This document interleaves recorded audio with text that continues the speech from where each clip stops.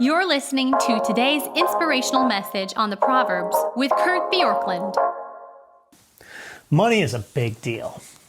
In fact, when I started in ministry as a pastor, it was something I often didn't want to talk about because I knew that it was such a big deal that it would turn people off often from wanting to be a follower of Jesus, because the fine print when it comes to money, which isn't all that fine, is that God owns it all. And because God owns it all, it comes from his hand. Therefore, wealth is not mine to do with what I want. Psalm 24:1 says that you have more as God has given it to you. Deuteronomy 8:18 says that. And so even the strength and the ability to make money is a gift from God. And what Proverbs tells us is that we're called to honor God with our wealth by giving him the first fruits. Here's the verse, a couple of verses, verse 9 and 10. Honor the Lord with your wealth and with the first fruits of all your produce. But then listen to this, verse 10. Then your barns will be filled with plenty and your vats will be bursting with wine. So the principle is to give God the first portion of your income, honoring him with your wealth. Many people have believed that the idea of the tithe, that is giving God the first 10% of your income, is the biblical ideal. Whether or not that is the final word on this matter or not isn't really in the scope of our time here. But one thing is clear. God invites any follower of his to give the first portion of his or her income to him. And that is a pattern of giving God.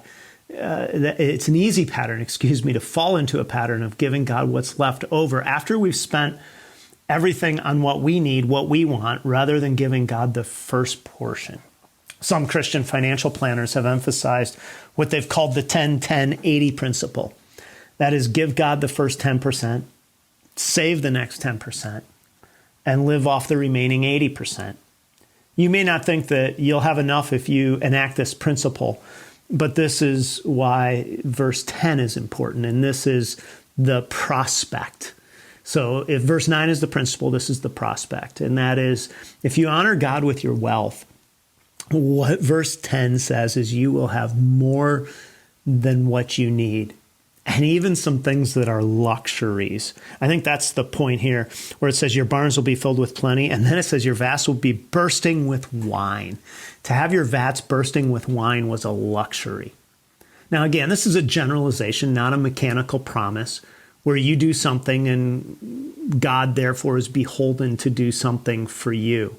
I like how the ESV Study Bible just states this. It says, to give the first fruits is to imply that the whole belongs to God, indeed the whole worshiper.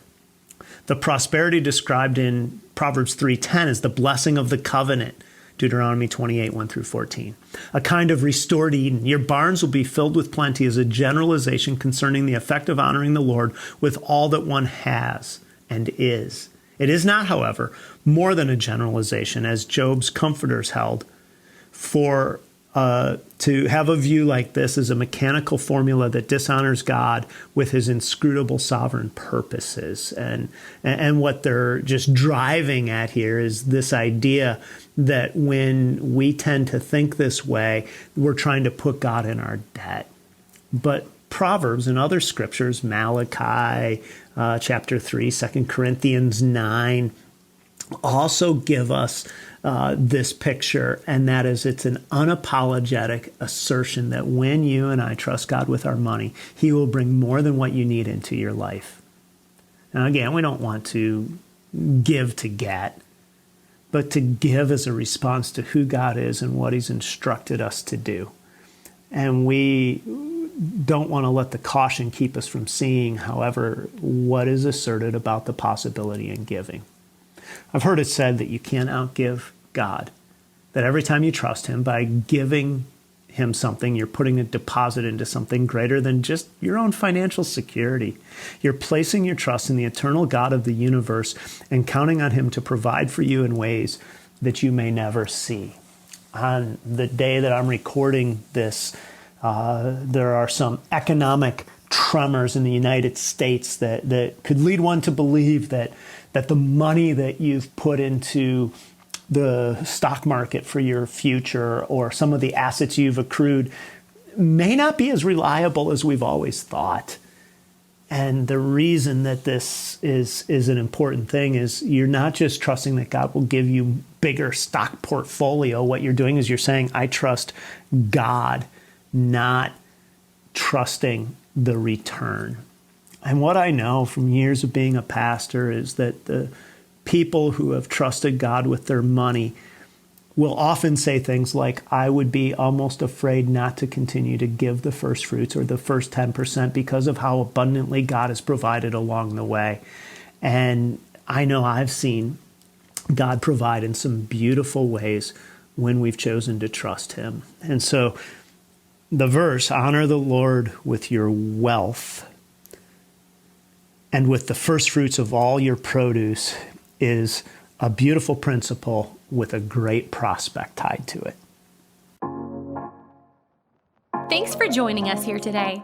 There's a lot of great content to explore on Orchard Hill Plus and on the Orchard Hill main feed from the weekend. Have a great day.